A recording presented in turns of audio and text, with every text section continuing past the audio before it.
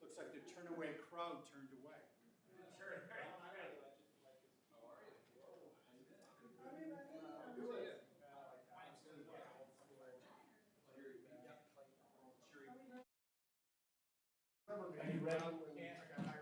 I'm ready. Okay.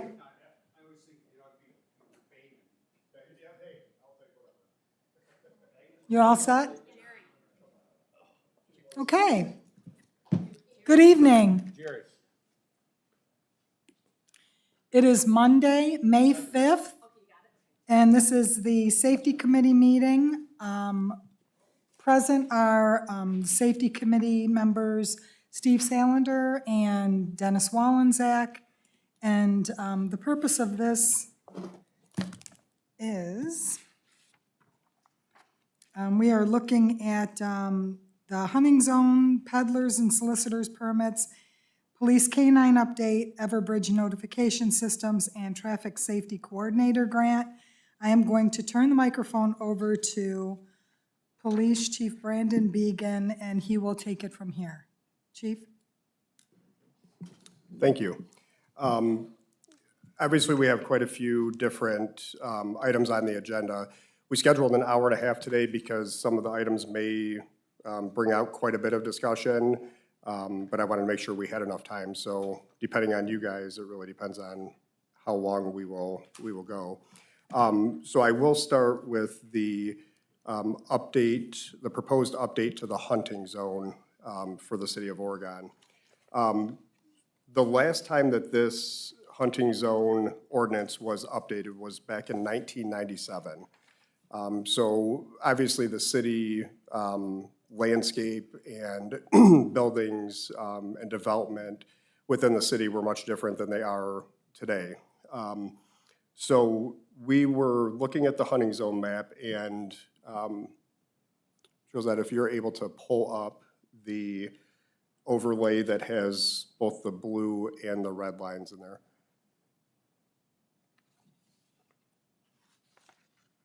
Perfect. So the hunting zone in Oregon is the area of the city which you are allowed to hunt on your property, which is mostly the eastern, starts in the southern district, but it's mostly the eastern portion of the city of Oregon where there's not as much development as uptown areas. So on the map that is up on the screen, you can see the dark blue line is our current hunting zone that was passed in 1997. The red area is the proposed, or what I would propose as the new hunting zone. You can see that the area here for the municipal complex, north of Seaman, where Clay High School is and the new housing developments are clearly, in my opinion, a area that we should not allow any type of hunting. The exception to this hunting is if you have over 5 acres outside of the hunting zone, you're still able to hunt with bow and arrow. You just can't do so with a firearm. The north annexed area of Pearson Park, that's between Star and Laudendorf, Wynn and Seaman, It is prohibited to hunt there because it is a metro park that I believe was annexed after the 1997 update to this ordinance. So you can't hunt there anyways, but our current hunting regulation shows that that would be an allowable area. And then the area, if you go north from Pearson Park, up Wallendorf to Cedar Point and down to Wynn, that's the new industrial area, and there's been some significant development already with more planned up there. So we thought it was probably a good time to look at that, as we don't want people hunting near those areas. And then lastly, in the northeast corner, Maumee Bay State Park is the same situation as Pearson Park. It is prohibited there. It is not notated in the current ordinance, but we wanted to shade that out in blue because state regulations do not allow for hunting there. So that's for the mapping. The other attachment that has the highlight, the highlighted area would be the new proposed language that I think would fit well there.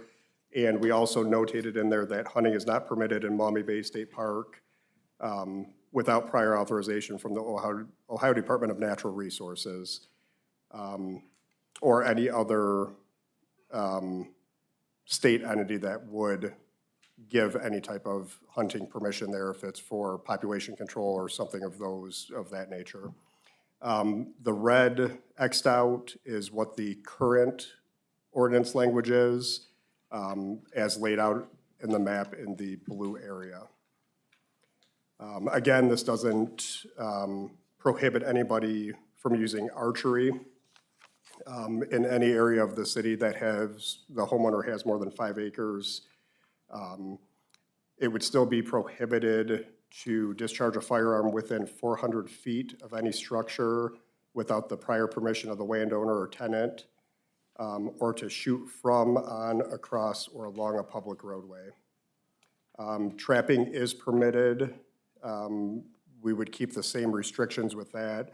And there's also state guidelines as to what you can use to trap and what safe traps are that are allowable. And even with the trapping, the traps need to be checked within 24 hours. They have to be constructed in a manner that they're not going to harm people or wildlife that aren't intended for the traps. And I think that is really it on this ordinance for the hunting zone. Again, it came up in looking at the current hunting zone and new development and future development. We thought it was probably the right time to bring this forward and reevaluate to see what council's thoughts were on updating to these areas. So I'd be happy to answer any questions if anybody has any.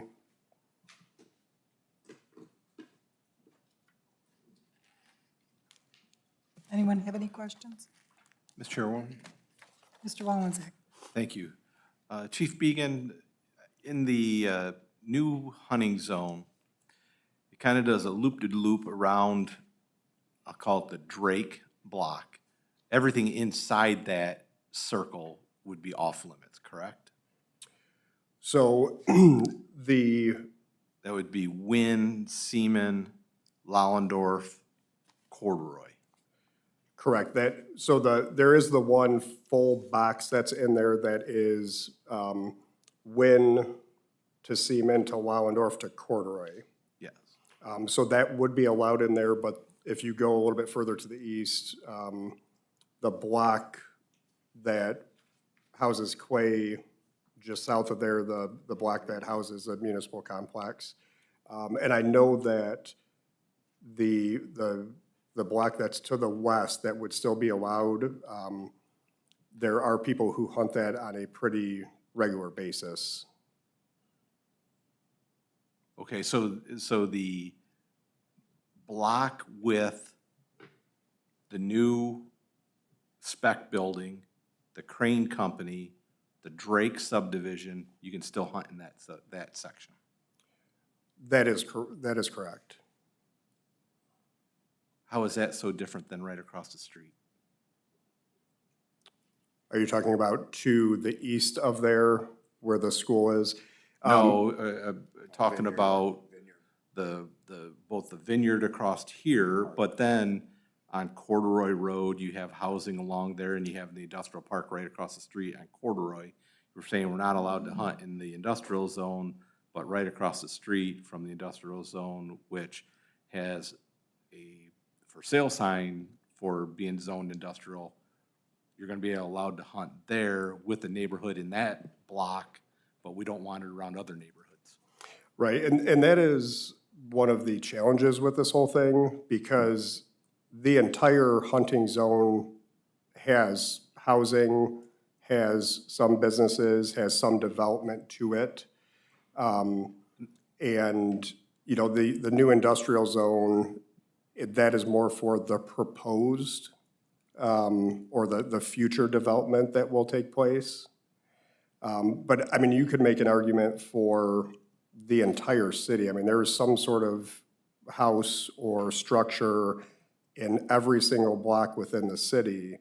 And so you would have to really look at, you know, single addresses or single plots of property if you were gonna go down to be individualized. And I understand that inside that block, you still have to be a distance from a structure to be able to fire a firearms, but you'll still be able to hunt right outside. Somebody could sit in their backyard and hunt across the field, because that crick line, I know that there's blinds set up in that crick line. Right, but with the hunting, the person would have to either own the property or have permission to hunt on that property. So even though it abuts into a, you know, a house or something like that, it's not that somebody can just hunt from that area. They would have to have permission to be able to hunt in that area. And if a property owner, if it's a dangerous place to hunt, the property owner probably would not give permission to do so. Okay, thank you.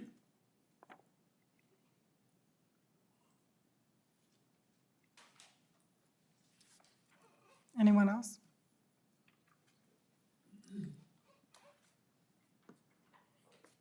Okay. Was that all you had to add? I'll just add one other thing. So if council is seemingly in favor of updating this hunting zone, I would look to bring an ordinance forward 2 weeks from today to a committee of the whole to discuss it further in open council, and then look for passage, you know, the following meeting, I believe on the 28th, due to the holiday. I'm sorry, 27th, due to the holiday. Okay, I think we're all set with that one. You want to go on, move on to the next? Sure. Thank you for that.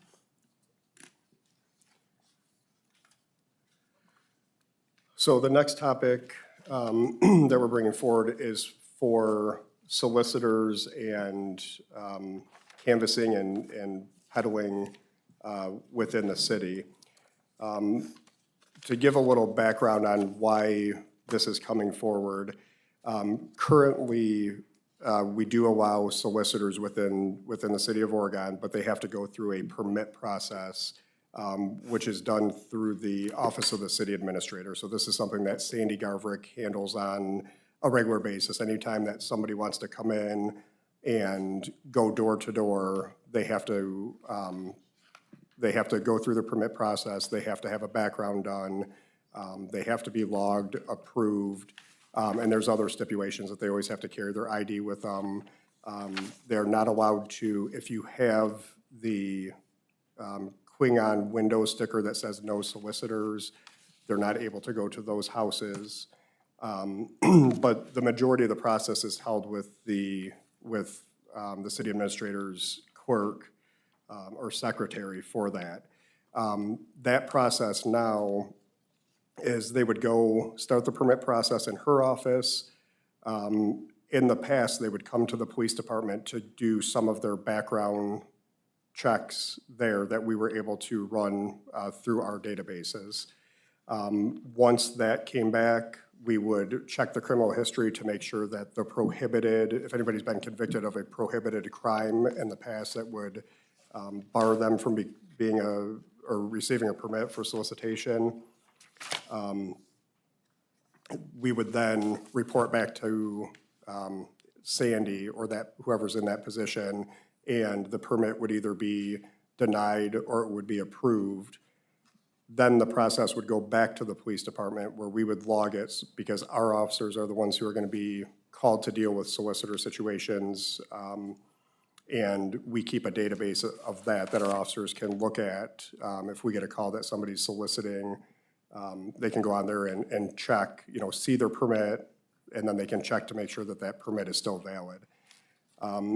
We recently learned that we are no longer allowed to run the FBI portion of the background check through our database. It's through the web check system.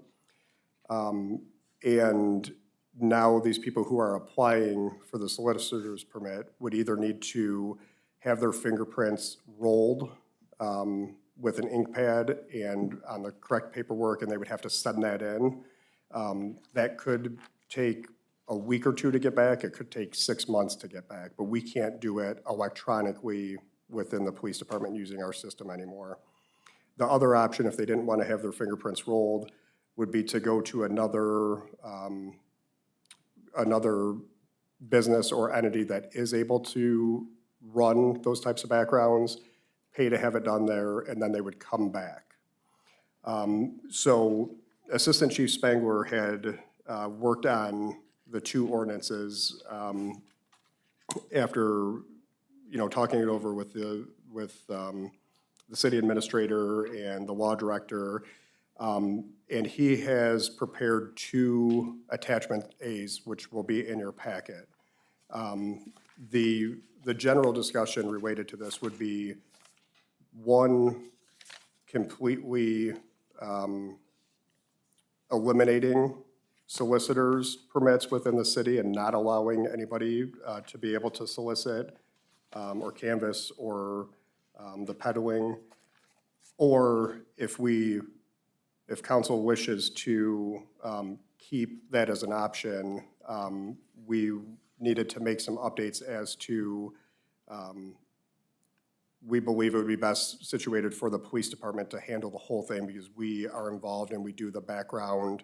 And I think it's probably a burden to whoever is within that position that Sandy will be vacating. That way it keeps it all in-house instead of having them go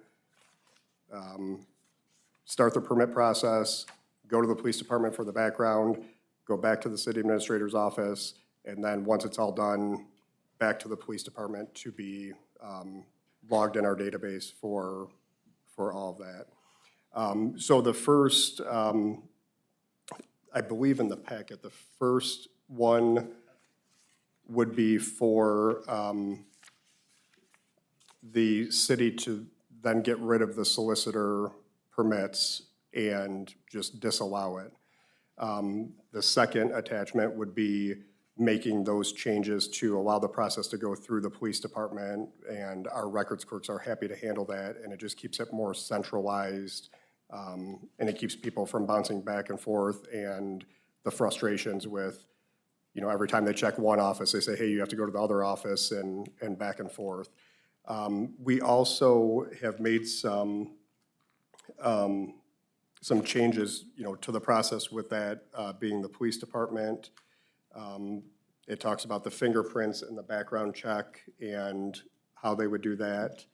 The annual fee, which wasn't listed, it was listed before as $60, which is good for a 1-year time frame.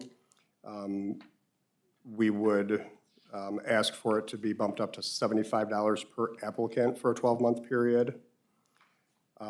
It goes through the issuance of the permit and the timeframes in there. It also spells out a little better as to what offenses would prohibit you from getting a solicitor's permit within the city. And there was a 5-year look back, or the current ordinance, there's a 5-year look back on those crimes if you're convicted of them. We would ask for no limit on the look back. So it's not just what happened in the last 5 years. If you were convicted of a felony, a violent offense, escalating misdemeanor, failure to comply with the order of a police officer,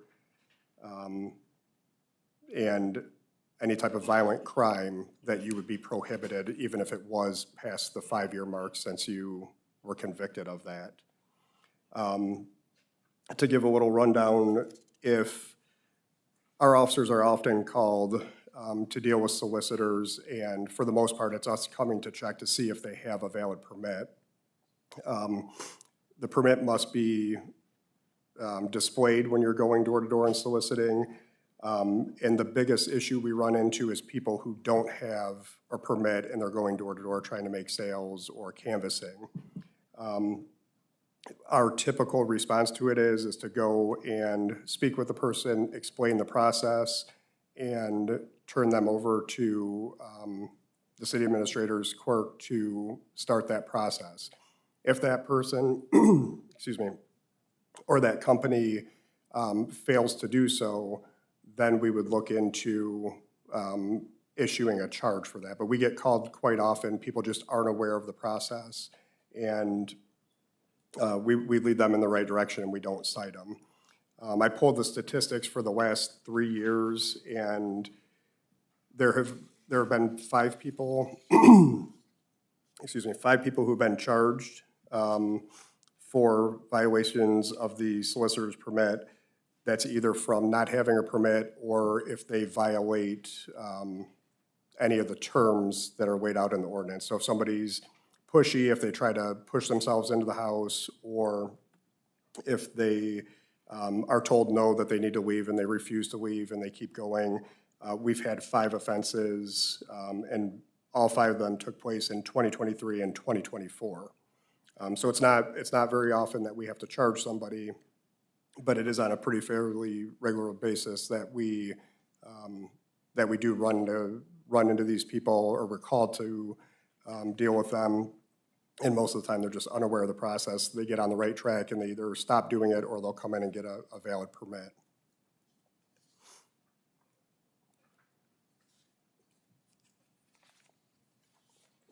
The restrictions on the permit are, they can only solicit Monday through Friday from the hours of 9 a.m. to 6 p.m., and they may not go out on national holidays.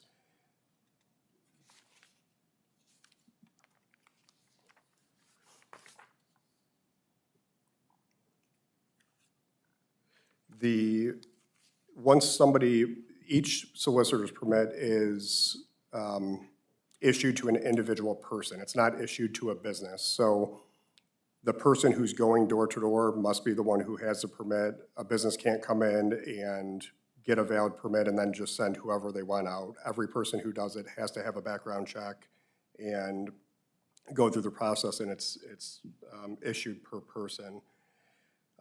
If for any reason we would have to revoke a permit if they violate any of the terms associated with it, that would be a decision that would go to the chief of police. But there is also an appeals process that they would go through. So if it was determined by the chief of police that the solicitor's permit had to be pulled, then they would have a time frame to be able to appeal that and have a decision rendered.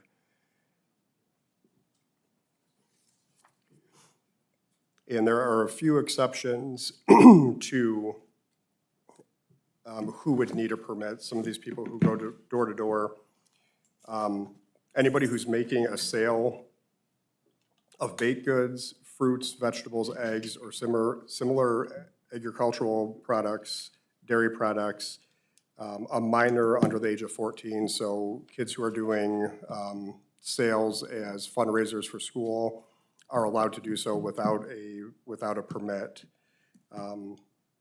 Further down, it gets into the appeals process and what that looks like. And the update to the penalty section is just giving further information as to what the fines and possible jail term could be for a conviction of that. And it is bumped up if they have a conviction and then they do the same thing again. So after going over everything that is in the proposed law, the real question, I guess, comes, or why we brought this forward, is to find out what council would wish to do, if they would like, if they're in favor of a update to the process and the ordinance, or if they would consider, or if you guys would consider to just completely prohibiting solicitors within the city and not have a permit for that. So I'd be happy to answer any questions. That's a tough question. You don't really want to stop solicitors completely, do you? I mean, you've got that no peddlers or sales decals for doors. You also have, I mean, how many people have door cameras now? So, I mean, there's a lot too. I'm really glad that it's now only solely in the hands of the police department. And then, because then that way you don't have to go into the administrator's office and, like you said, back and forth. And it's pretty much, I don't want to say intimidating, but I want to say it seems more secure when you're going to apply for permits for peddling through the police department and keeping it all there. But I don't know, does anyone else have any thoughts? Mr. Chairman. Mr. Wallensack? Thank you. If we're going to continue to provide permits for solicitors and peddlers, and the police department is going to oversee that, are we going to put a listing on our website, Facebook page, to let the citizens know that somebody has pulled a petition or a license to peddle in the city of Oregon, to just let our public know?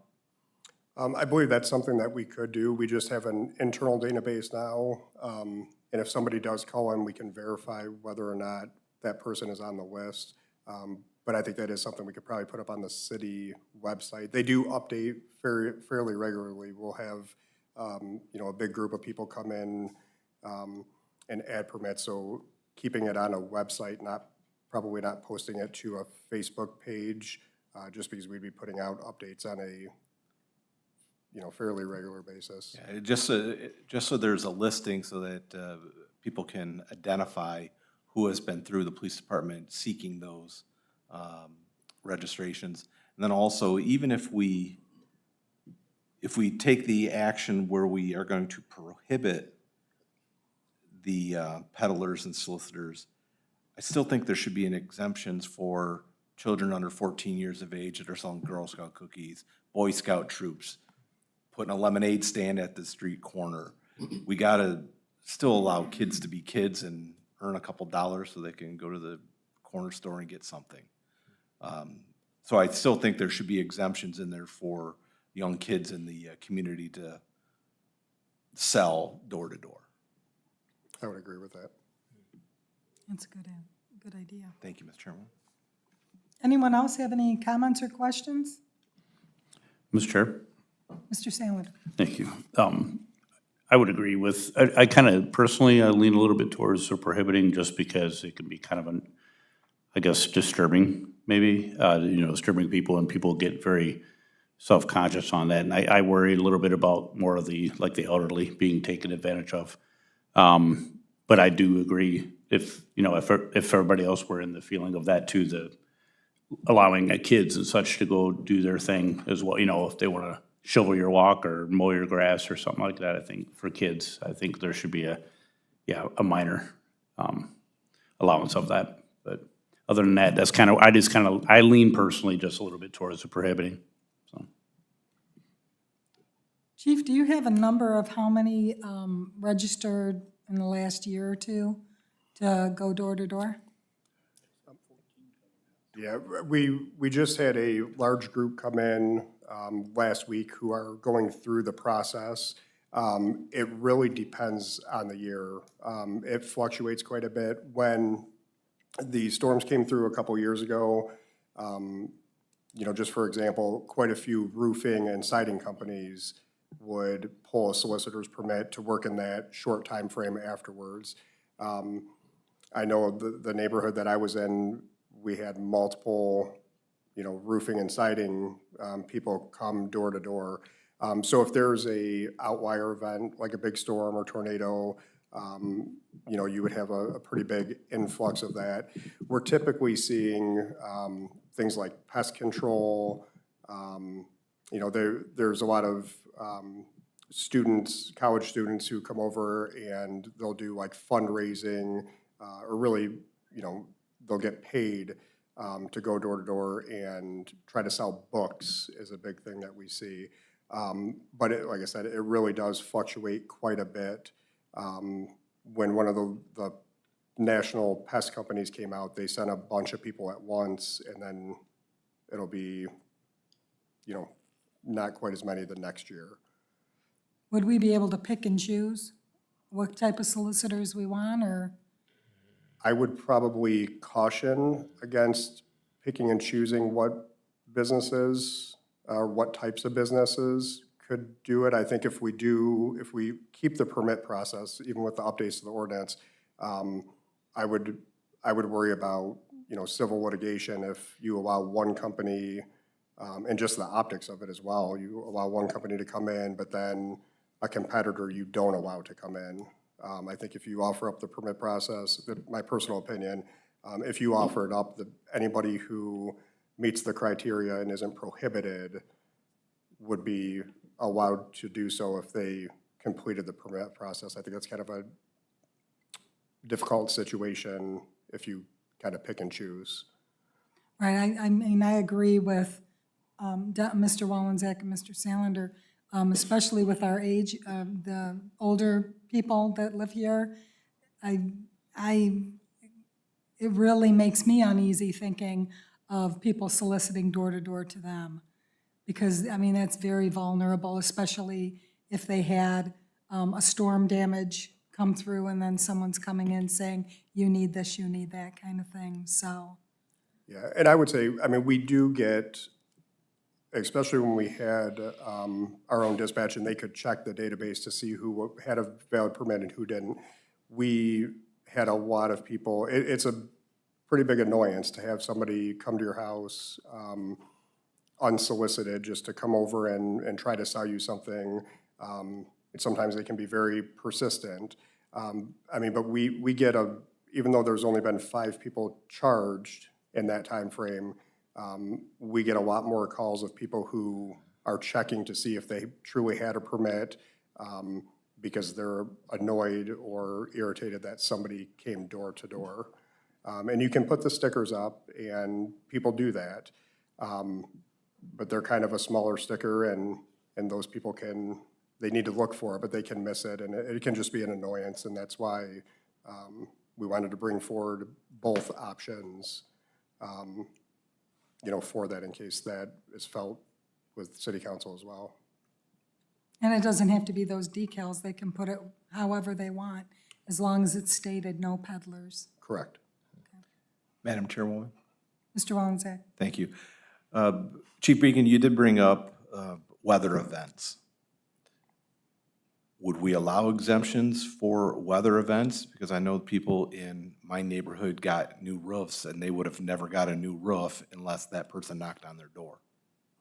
Yeah, so the current language that you guys have before you, I don't believe that there's any exemptions that would be in there. It'd be either fully prohibited, or we'd make the modifications to the current that would allow. I think we just open. have to really look at, strategically have some exemptions in there.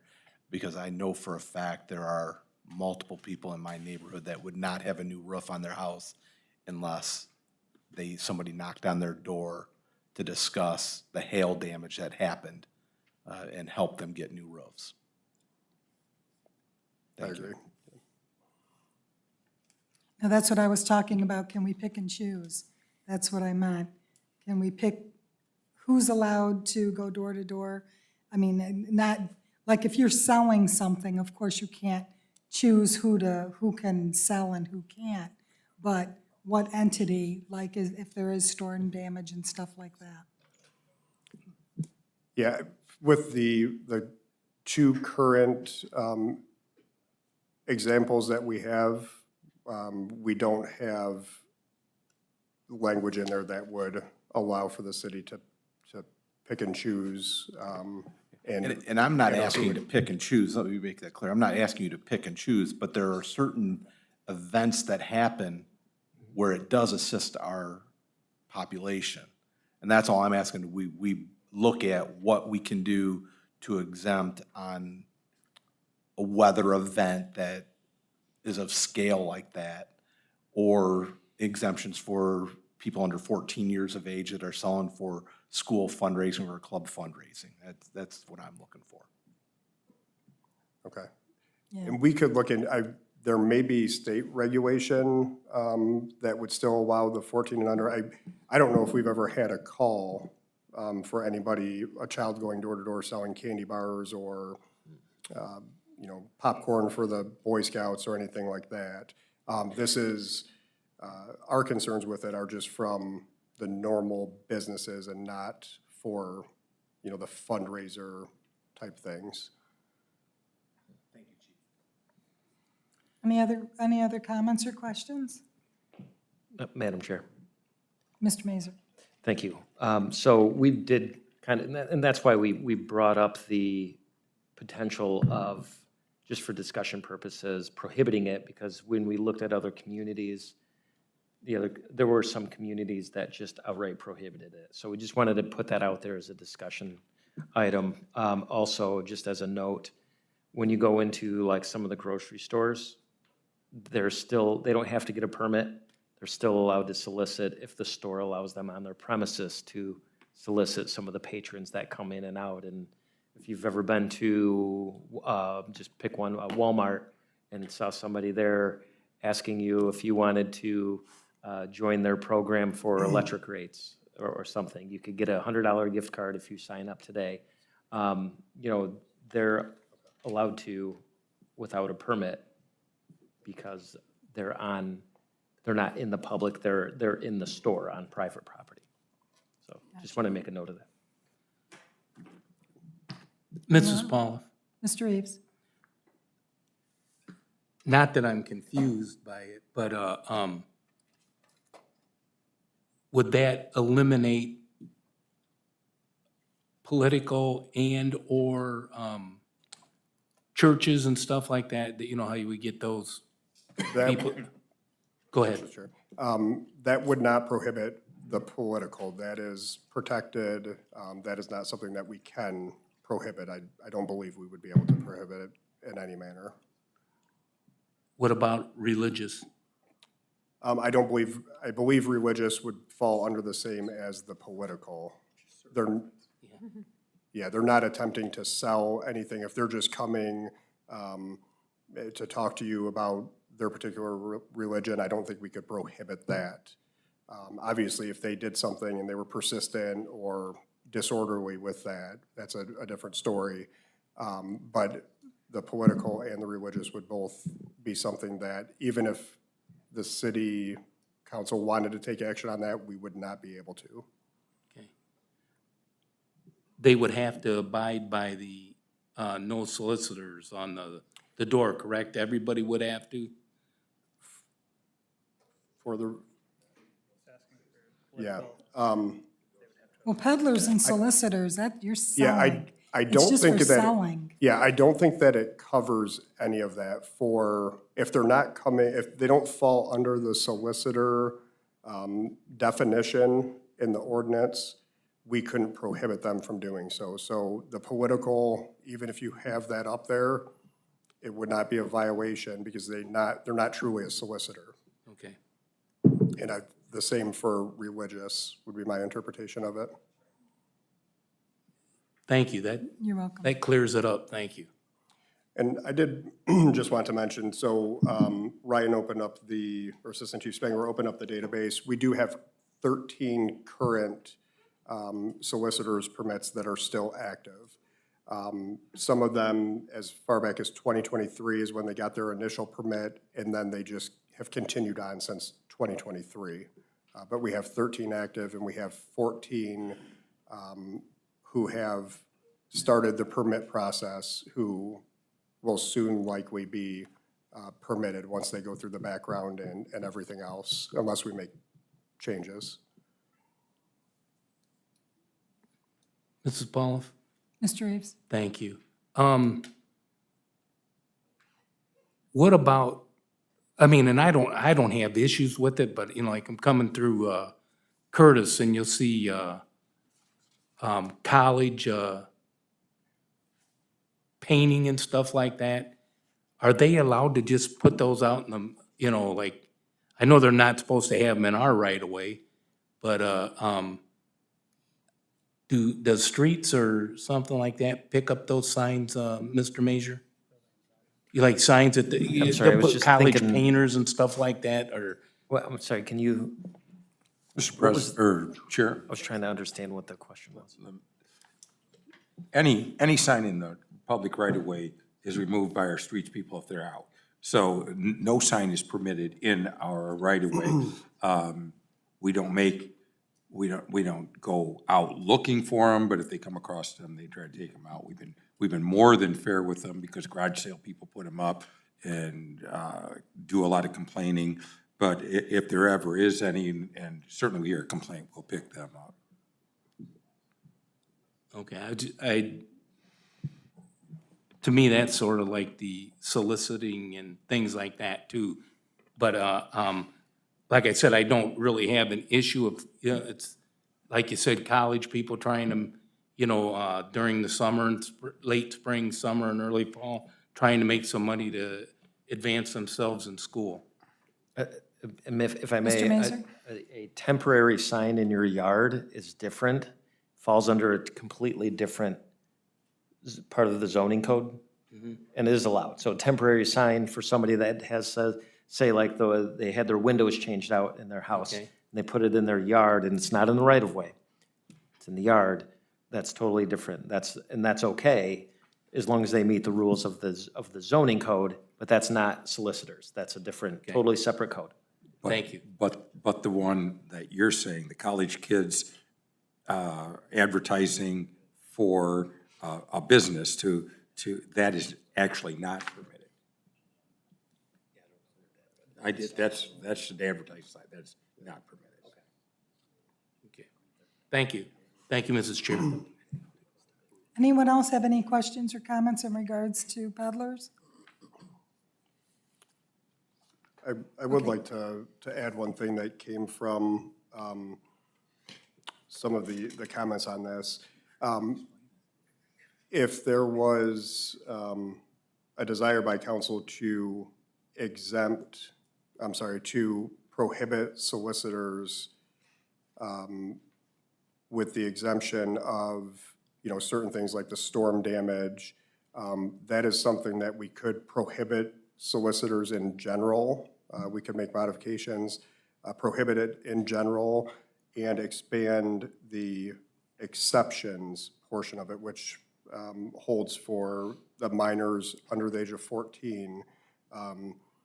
It's my opinion, and we could check with Law Director Purpura, that we would be able to add in additional exceptions for those kind of one-off things when a storm comes through, or other exceptions that council may see fit. Mrs. Pauloff? Mr. Reeves? Could, instead of doing something to that extent, I know we have always, or we've been able to use the choice of giving the administration the discretion instead of having it in writing. We could say, they could talk with the administration about for instance, if there's a catastrophic weather, instead of putting it in there that, oh, they're looking, if we just prohibit it, we prohibit, I would think, and then just give the mayor, the city administrator, our law director, public service, and streets department, whoever's in the administration, the ability to make a discretion about what we can do, by putting the signs out. I think it'd be a little more cleaner than, and like I said before, Joel, Mr. Major, I can't think of what we've done recently that we've given the administration. Maybe it's the cutting the grass or whatever it is. Give them the discretion to give somebody the ability to be able to do something to help out help out the public. The chief wanted to clarify something really Okay, quick. thank you. Not necessarily a clarification, but I guess my thought on that, I think if there was this example with, if a storm comes through, these companies who may be interested in coming out here and soliciting and going door to door and doing free estimates and getting people signed up that way if it goes through, through insurance claims and other means. It would be my opinion that it would probably be best to have that exception already written in there instead of having a section that states that it would be up to the city administration. My worry would be if we want those types of companies to come in after a storm and be able to do so, the first thing that they're probably, a legitimate company, the first thing they're gonna do is probably look to what our ordinance states. And if we want those types of businesses here in those situations, and they go on there and they see that there is an exception for that, then they would probably try to move forward. If it doesn't have any type of exception or it's vague in that regard, in my opinion, it might be vague and they may not waste their time on it. But if there's something, set in stone, it might be a better chance if we want to try to attract those type of businesses after those situations. Thank you, Chief. Mr. Madam Chair, Mazur? yeah, thank you. It could go either way too, and that's something I think we should, we can hash out internally to see how that looks, see if there's any other examples, but definitely we'll take a look at it and bring something back to everybody 2 weeks from now, if everybody's okay with the changes, either to the prohibition of soliciting or the modification to the peddlers and solicitors ordinance. Gotcha. Mr. Salinger, did you have anything? No, the only other thing I guess I would say is, my concern would be, aside from people, if it's vague like that, my concern is that they could say, well, how come you're letting that guy overdo it, but not me, kind of thing. So I think we run the risk of that, just personally, but outside of that, I'm good. Anyone else? Yeah, Mr. Chair. Mr. Mayor? You were discussing that if there was some kind of catastrophic condition, like a tornado or something, storm go through, that at that time you would want to permit someone to solicit and go door to door? Well, I think that's just crazy. If the neighbors see somebody else having work done, they can simply walk over there, but just allow them at that time to solicit versus they're not allowed to do that at a different time. I think during a catastrophic condition, the least somebody wants someone coming over to their house and soliciting them. I don't see why you would make an exception for that. And then how are you going to categorize at what is a catastrophe or what is a mild storm? I don't see an advantage to that. Mr. Rollins? Anything, just a discussion. I just brought it up as a discussion. Not everybody has to agree with me. Oh, I didn't know we even brought it up. Mic on. I just thought during any time when you need something done, especially you'd have your own insurance company contact, you'd get information on it. I'm just one who people contact my office constantly about solicitors, and I never heard one of them saying, yeah, I'd like someone to come to my house. I only hear, we don't want them on our porch. I've never heard someone appreciate someone soliciting them. But the complaints are continuous about people showing up. That's the only reason why I brought that up. Any other questions or comments? Chief. Mr. Chair. Oh, go ahead. I would add one thing, and I probably should have spoke about this at the beginning. There, as I said before, we do have 14 people who are starting to go through the process for the solicitor's permit. We were hoping to have the discussion today, and we were hoping that maybe one of these two drafts that we have, there'd be consensus on it, and we'd be able to bring it forward to be discussed at the committee of the whole meeting tonight as a walk-on item. And there are a lot of different ideas out there, and the possibility of modifying something to meet some of the parameters that you guys spoke about. The only thing I would like to say with that is we are kind of on a time crunch with this. If we are going to make a change with it, I don't feel that it would be fair to have these 14 people go through the process and then, a month down the road after they pay their fees and they go through, and because there's an expense to the background that they would have to do. So there is a little bit of a timeframe crunch on this that we would hope to have some sort of action and changes, and if it needed to be an emergency measure, to do so before these people go through the permit process. Because I would just hate for them to go through, pay all this money, and then, hey, we're going to prohibit or we're going to change it on you. I just don't think that would be the right thing to do. So that's why we're bringing it forward now. And we were hoping really one of those two would be a general consensus and would be able to take it forward and move through. So I just wanted to bring that up and bring that to your guys' attention. Madam Chairwoman? Mr. Wallensberg. Thank you. Chief Began, even if we don't decide tonight, you are still able to talk with President Reeves and walk a piece of legislation on council, and we could still discuss it and vote on it next week by walking it through.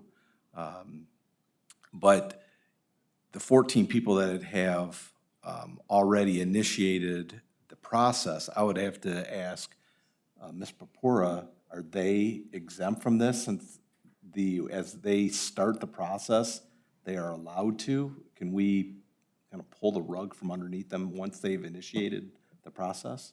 We can't. If once they start the process, the only thing that is prohibiting or giving them an issue right now is where they can get their federal background. I think what Chief Began is making reference to is even if they would be, so they're permitted, they could do their federal background, they could go ahead and basically be grandfathered in. However, I think he's looking at the expense and knowing that these individuals want to continue doing this year by year.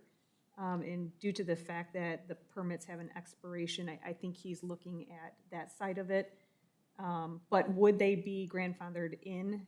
Yes. Yeah, that's what I thought they would be grandfathered Correct. in, and then essentially they would have a sunset clause on their permit that if legislation passes, it would sunset a year from the permit being granted, and then they would no longer have that permit.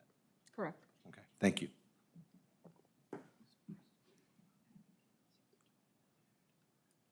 Anything else?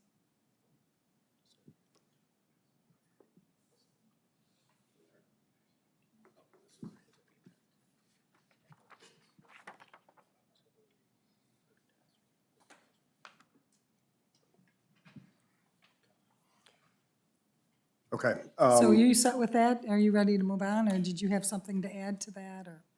Yeah, so we can look at combining the two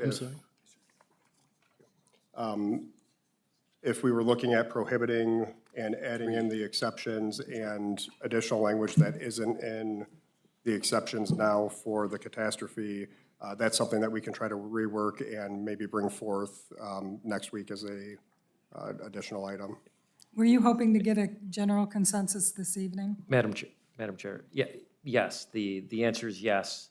If there's a general consensus as of right now, that would be preferable. That way we can get something back to city council. Or if you need more time to think about it, then that's perfectly fine too. Does Whatever the anybody want committee to take a decides. consensus? I'm ready to take a consensus now. Does anyone want to share their thoughts about it? You want to start down? We could start with Ms. Ackerman. Thank you, Madam Chairman. I guess I thought we'd have a little more time to think about it, but I would rather the language say minors than 14-year-olds, because, you know, we may have a kid come around and want to run a snow, he may be able to plow, have a snow plow, whatever, I mean, or just have a skid loader, or, you know, you got kids that are 15, 16, and if they want to help you, you know, go around and say, I'll rake your leaves or whatever, I don't want to keep it under 14. I mean, I know, is it likely 15 and 16, 17-year-olds will go out and do it? Sure. It's a different world now, but I certainly wouldn't want to discourage them by making it 14 and under. You know, if they're an illegal adult, then they'd have to go and, you know, whatever we decide, but I wouldn't want to discourage any minors if we could consider that. Thank you. As far as a consensus about it, that I didn't, I guess I would, because we don't have a lot of people showing up in our, I mean, I don't hear you guys talking about seed dealers, seed salesmen. You know, being able to ban them from our property, because they always show up when you're busy. Or the guys that want to tar around your grain bins, you know, that's not a common thing, but you know, they do pull in your driveway and want to try to sell something. I do have concerns about, I know it's good you had a positive experience, Dennis, with a roofer, because I do know even in Florida and Ohio, whatever, they drive around, they see the hail damage that the homeowners doesn't realize your insurance will cover that. You know, that I know what the mayor's saying, that a lot of times if someone sees work being done, you know, you go through your insurance company. And, but I know out in Point Place, when they had the tornado go through, there were a lot of shysters, for lack of a better word, that preyed on unknowing, uninformed people. And I worry that would happen, especially after an event, a weather event, that they come out of the woodwork and, you know, you hope they're all scrupulous, and maybe we can make it that they have to be a licensed contractor, that they can come in, you know, so we can keep out the fly-by-nights. Just something to consider. So I really don't, I guess I don't feel that strongly, maybe, you know, to go one way or the other to ban it completely without those caveats, but just a thought, something to think about.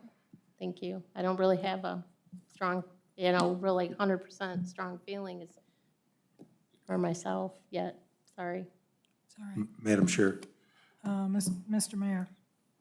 Mrs. Ackerman, just for the record, someone does have to have a licensed contractor do roofing unless they pull a homeowner's permit, and then it kind of falls on them. So we already do have that. Mr. Salander. Doesn't stop them from coming. All right, thank you, Madam Chair. I guess, as I stated earlier, I lean towards the prohibiting with the exceptions. I guess if we were gonna look at exceptions for weather events or things like that, we'd have to figure out how do we stipulate that, you know, at what level, how do we determine, you know, what's big enough, I guess, weather event to be able to be an exception for that. I don't know how we do that. I'd be willing to listen to how we can do that, but I just kind of lean more towards a prohibition just because, again, I'm just concerned about elderly and such being taken advantage of. That's where my concerns are. Thank you. Thank you, Mr. Salander. Mr. Reeves? I would, I'm leaning towards the prohibiting with the exceptions like that have already been spoken about. And I do agree that putting the word minors instead of 14-year-olds, I think that's good for the, like 15, 16, 17-year-old people that might be ambitious.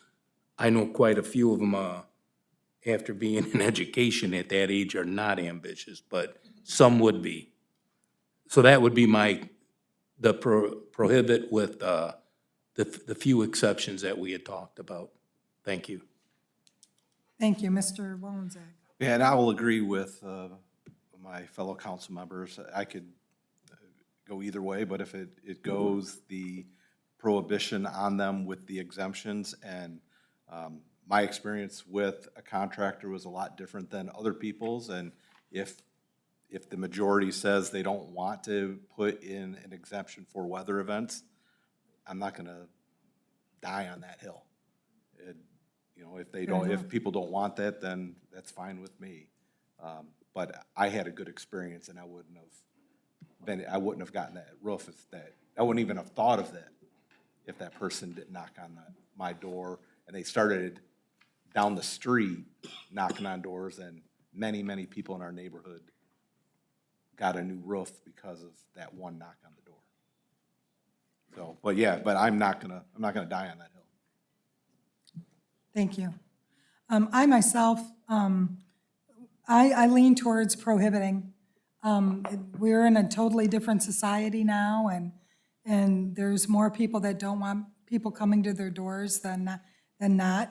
I do like it that if there's an exception for, you know, storm damage and stuff like that, that's one thing. I agree with everyone's idea that it should be minors and not just at 14, if we could just put it at minors. And I'm not a fan of door-to-door solicitors, so if that's part of the equation, then that would work for me. So hopefully that consensus helps you get a general idea on which way to go. Okay, thank you.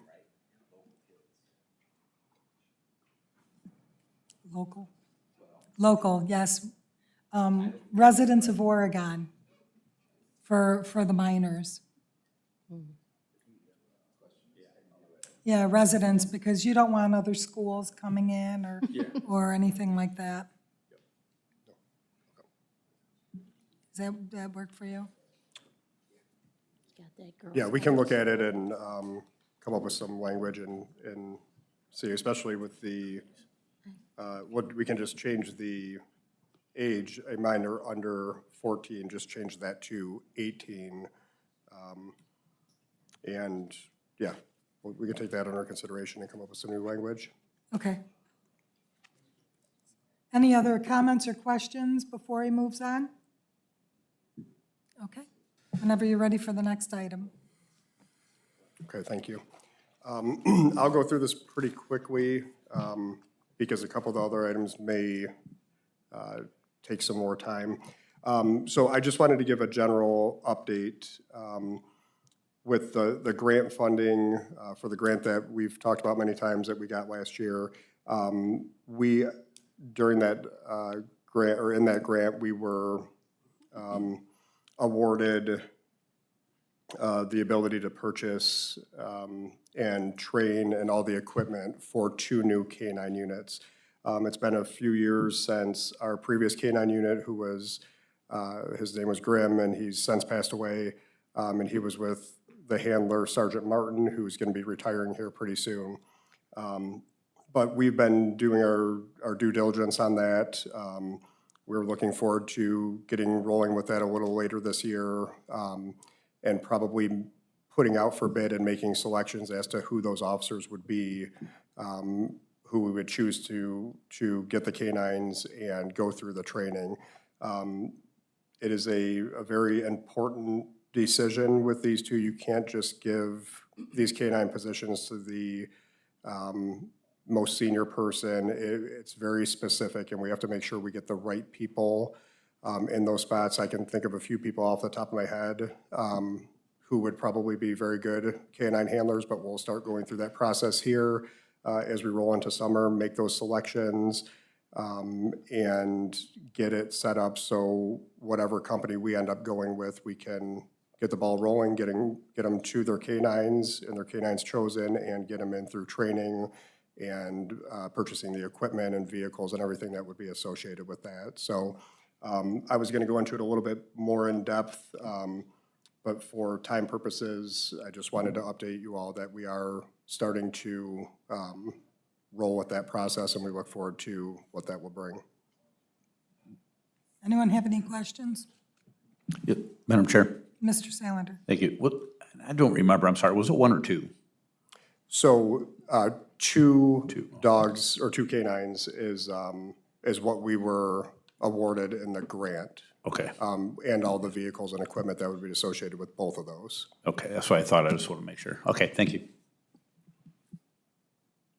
Okay, you can proceed.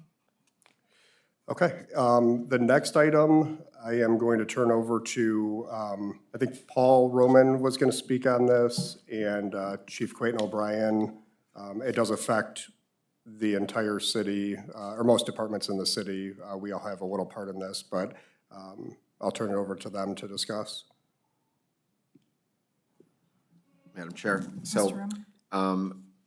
I know the police and fire were approached by the Lucas County Emergency Management Agency asking, perhaps offering, joining the county on their, what they call the Lucas County Alerts, just like Oregon has the Oregon Alerts. Just by chance, both are through Everbridge, who is the company that we've had a purchase order every year with for a good number of years. Our current invoice for 1 year is $8,700, and I think they approached, Lucas County approached our fire and police asking if we'd like to join them. We would have the same uses that we have now, but our cost would be $3,200. The COG does put money into it now, like $25,000, and that if we became the 13th or let's say 14th member, the cost would still go up. The COG wouldn't be in it anymore, but our cost would go from $3,200 for the remaining of this year to next year, or it would be $4,500.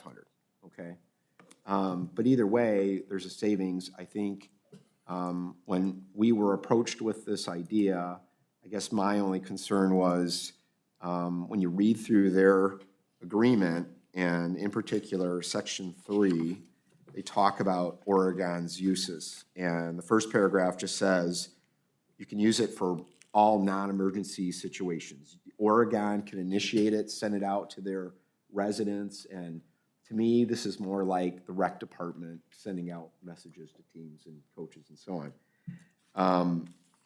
They then go further into their write-up as if, yep, City of Oregon can also use it if they want to just reach their employees. If there's a message to go out to all Oregon employees for any particular event, you can do that.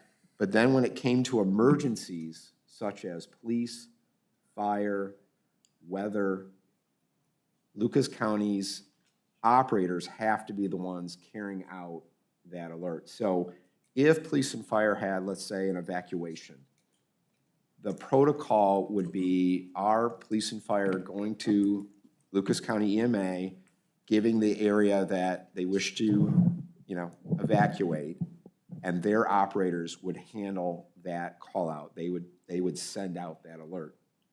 Well, when we met with them, I asked the question, I said, well, what about water emergencies? What about advisories? And in my mind, it's an emergency. To them, is it or isn't it? It isn't mentioned here. So it really wasn't in here, but they said Toledo was kind of doing the water emergencies on their own. I said, well, I would want that too. If it's 2 a.m, I don't know who these operators are. I do trust our people to get this out. I would rather be in control of it. So they did revise this to add for that, where we can use it for external, internal communications related to water advisories, traffic advisories, and construction notices, which really were the only other things missing from their general write-up. Now, on one end, it's kind of nice because police and fire aren't really entering the alert. They're just handing it off to Lucas County so it's actually going to save them time.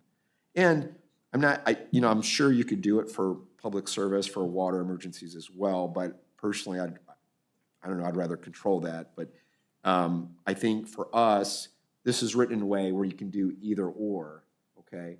But like snow emergencies, they would still view that as their call out. So for getting vehicles off the road for snow, their operators would do that. Flooding, they would still be involved with all that. But that was the only other exclusion. Now, our current contract with Everbridge is for $8,700 a year. It's the same price for the next 2 years. That invoice was actually due in April, but we saw this opportunity, and I'm thinking, and it goes through May 28th, our current, our PO, and I thought, well, if we can add that language and consider this change, you would certainly save money. I think I know it's the same services, it's the same company. I called them today, actually Kelly did it for me, and asked, well, look, our contract goes to 5/28. We didn't pay the April invoice, but how seamless can this transition be? Well, I think if it occurs in May, it's going to be real close. But if we waited till the end of May or June, then yeah, it may take a couple months for them to switch over. So that would be the only drawback if we waited too long to switch over. But there is a savings by doing this. The cost would go up, but even with the cost going up, it's still half the cost of what we're paying now. So and it's the same system. We'll be getting rid of Oregon alerts completely? We would still have Oregon alerts, but it's coordinated through the county. So it's a combination, but it really would still be called Oregon alerts, is how I understood it. You guys correct me if I'm wrong, but that's how I understood it. And I think a lot of our data would be transferred over to that county system. So people who have voluntarily applied to our system, they would be automatically carried over. Ken Meister, our IT, looked at taking our water accounts. There's always a contact number for every water account, and creating a layer just for that, which is further than where we were before, where that could be used for water, but again, we would be in control of that. And Ken, and just like before him, JT, they coordinated a lot of these alerts for us, where they would do it, and it's amazing, he could do it from home and get it out really quick. So I think it is pretty much the same services. It is cheaper. It's a little bit more layer of going through the county to do some of these things. But for police and fire, it would actually save them more time in sending these alerts out. So that's it. Mrs. Chair. Yeah, could I add, also, the way that the system used to work through the RCOG or through our dispatch center previously was through the WENS system. And so when the dispatch center changed from the WENS system to this Everbridge system is kind of how the conversation started of why would we have to pay to be a part of the Everbridge system with the county and also continue to pay an Everbridge for our own as a city. So that's why we internally met to kind of discuss this and then met with the EMA, because if we, from police and fire standpoint, want to get notifications, this mass notification list, which for a fire includes like our second alarms are greater, any maydays, water rescues, river rescues, when declared for a technical rescue, building collapse, confined space, firefighter or civilian injury or fatality due to a fire, unusual, newsworthy incidents or events, and as requested by the incident commander. The way this Everbridge system is set up, it has subgroups.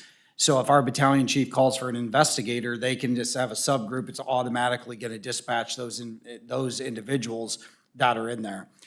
So in our standpoint, not only does it save us time, to Mr. Roman's point, but it's also a necessity for us on our end, as that's our normal practice on a regular basis, as it always has been, but just previously through the WEN system. So instead of double paying for the Everbridge system, both as a city, the $8,700 PO, and where I believe we have to be a part of this Everbridge system on the county side anyways, at least in the safety services part, this would be the best for us to be able to save as one whole group, that we're able to get and utilize the system as a whole, so. Thank you for that. Anyone have any questions? Madam Chair. Mr. Sandlin? Thank you, Madam Chair. Just kind of a general question. So do you feel the level of service would be equal to or greater than what we're at right now, as well as the savings? Is that fair? Okay. Mr. Chair, and Mr. Sandler, yeah, Yeah. we do. Okay. Because that was the reason why we wanted to internally have a meeting about this. One is, I wanted to fully understand how the city used the City Oregon alerts. Basically, what we learned a lot about our Parks and Rec and other services using it within the city. But during that meeting, when we had EMA there, we were definitely assured that the services would be no different. Especially with the amount of messages, because we asked that as well. Are we gonna be capped at a certain amount of times we can send out these alerts? Or, what kind of handcuffs and strings are gonna be attached essentially? Because we certainly don't want that. But the way, to my understanding, it was what Mr. Roman had brought up with the request on the water emergencies, or those call-outs, was really the only thing I think that was to, get clarified. Now, one other point I'd like to make, though, too, in the last correspondence with Abby Bookup, who is the EMA director, she had put out there that they can export or import all of the current Everbridge participants within the City of Oregon's Everbridge into the county Everbridge seamlessly, no problem. However, the only thing it might cause, and I don't know if they're 100% sure on it yet, the only hurdle that it might have is that it would generate an automatic email to each one of them where they might have to complete a new registration. And I think the reason for that would be, when you register on this Everbridge system, you register to what you want to be notified for. Weather events, trash, leaf, whatever, that sort of thing. And so that's going to re-ask you what those registration, what do you want to be notified for? And that's what we'll give you, which is not a bad thing, quite honestly. I agree. Yeah. Okay. Thank you. Thank you. Also, too, they also have a time. Are they still going to have the time that you can, because there's a lot of people that don't want these calls in the middle of the night. So you can adjust all of that also. Yep. And you can get your account through the, do you need to sign? So since it's going over, will you have a separate account with Everbridge? Madam Chair, our plan would be to go through our website, just like you have now for Oregon Alerts, except it's gonna be now this paragraph that explains that we've switched with Lucas County. It's still Oregon Alerts, but here is the process to sign up and change your account and so on, and lay out the process for changing it to what you want. Now, I can tell you for water emergencies, and I believe this is our right, that if you're a water client, a customer of Oregon, and you've given us a number, which we do require, I have the right to call that number when there's a water emergency with your system. So if they say, hey, I don't want to be on that, but yeah, I don't want to also be stuck when you say you didn't receive a notice, So certain things like that, we were going to create a separate layer for that. But yeah, I think otherwise, sure, we would have to explain it to our residents that we've switched, but you can adjust your account through our same website portal. Yep. Okay, thank you. Any other questions? Madam Chairman? Ms. Acker? Chairperson, sorry. In section 4, I think the third paragraph, what starts in the second. So it's saying on July 1st of each year, they're going to they're going to divide out equally among non-emergency participants. Yeah. So that gets reassessed annually. So we're kind of taking a chance that you know, other communities within that system are not gonna abuse that, and we end up picking up part of the tab on that, or vice versa in their case, like if we would go beyond that, so we just won't know till July 1st of It's, next year whether it's just based on it. that, it's averages, or, I mean, what is it? Madam Chair, the way that it's my understanding that the first year would be $3,200. Okay. And then 25,000 is what's contributed by the RCOG. And then each year afterwards, if they were out of it, it's my understanding it would be up into 4,600 a year or something like that, or 4,200. 4,075, but we would become the 14th member, so divided into 56,701, it works out to be $4,075 would be our annual. But it's still half the cost of what we're paying now. Correct. So is that But a- you are right, it does go out every year. Okay, they'll review it though, July 1st, and it could, sort of similar to the 911, Yeah. where it's gonna be Correct. this much, but, oh, okay. Just wondering, you know, are we open to any possible surprises? Because I'm guessing if we don't utilize it, it's still gonna have that minimum, right? We won't, there's no savings if we, Right. for Correct. some reason, wouldn't. Okay, thank you. Okay, anyone else? Was that all that you, was that it, or did you have anything else to add? Just to re-talk about the money just a little bit, is that, yes, we're saving on half of our current contract now, but the way I look at it is we're also saving an additional 32 or 4,000 every year, because no matter what the city as a whole decides, safety services would have to be a part of this agreement, because it'd be the only way that we're able to get the notifications through the mass notification system through dispatch. That's the only system that they use, so we would have to be a part of it, so, Okay, thank you. yeah. So did you want to get started with the last item, or? Because you got less than Sure, 10 thank you. So this last item that we have for the safety committee meeting is going to be brought forward as an ordinance, but I wanted to preface it coming to the council meeting just to give a little background as to what it is and what we're doing, or what we are asking to do.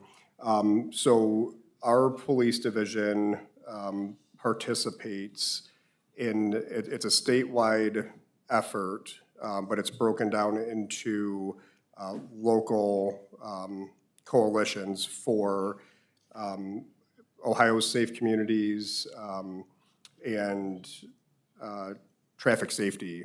It's through the Ohio Department of Public Safety, and there is a local rep who would be the coordinator, and she is currently in place. Her name is Natalie Haas. She's been in place since 2020. And what this coalition does, and what she does for Lucas County currently, is it's a focused strategy that promotes seatbelt usage, impaired driving, motorcycle safety, and distracted driving. It has an educational piece as well as a media portion. And she, the current person, Natalie, is always organizing media events. If you see the Quick It or Ticket, Drive Sober, Get Pulled Over, some of the motorcycle traffic safety, she is very, very active with it, and she promotes safer communities by doing so. The other portion of this is all of the agencies, which include the law enforcement agencies of Lucas County. We gather, and we've talked about it recently with the roundabout discussion, that we gather all the Lucas County agencies and we review, representatives from each department review every fatal crash that takes place in Lucas County.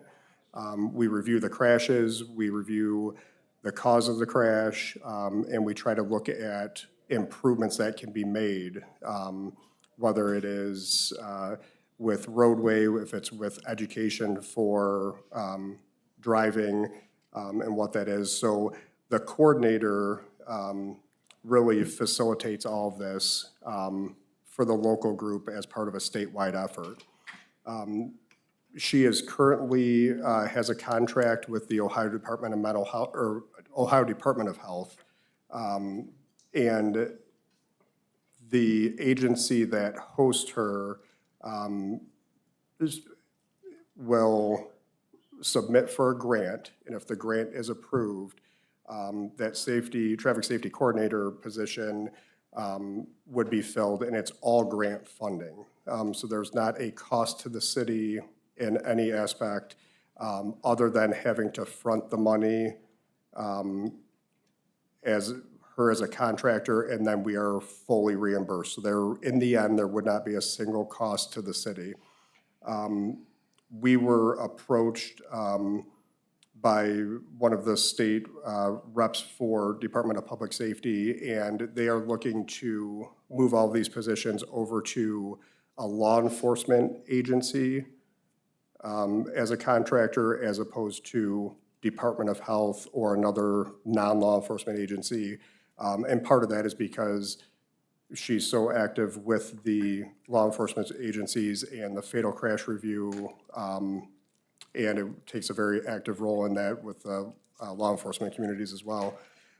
So we were approached, we're very active with it, we go to all the meetings and participate regularly. So they asked the Oregon Police Division to host her as a contractor if we could get approval from council to do so. So we're going to bring this ordinance forward tonight. Again, it would be, she would be a contractor, there would be no cost to the city. She is a part-time contractor, so we would not have to provide any type of office space, equipment, or anything like that for her. So there's no expense to the city. The benefit of having her as a contractor for the city of Oregon is just more exposure for the city of Oregon. We're already very active, but if we're the one who hosts the grant and she's a contracted representative of the police division, it just gets us more exposure. And I think it would likely lead to more education pieces here within the city of Oregon, as opposed to if this contract position was with another agency other than us. So I think that's the benefit to it. Again, no cost in the end once you get reimbursed for the grant. So that's kind of a quick summary of what this is and why we're bringing it forward. We're not adding any positions or expenses to the city. It would all be grant funding. The contract that we would bring forward, if the grant funding is not approved, then this would all be null and void and we wouldn't move forward with it. So there is no risk at all to the city of Oregon. And there's also clawback provisions that if the contractor violates or isn't doing a professional job with what she's supposed to, that the city would be able to exit out of that agreement. So I would be happy to answer any questions. And again, we'll be bringing this forward for tonight's meeting, so I can always answer more questions then as well. Any questions right now? Okay, thank you. Are you all set then? I'm all set. Thank you guys for your time. Thank you so much. Okay, if there isn't any other questions, I will call for adjournment. Madam Chair, Yes. So Mr. moved. Snyder. Thank you. Meeting adjourned.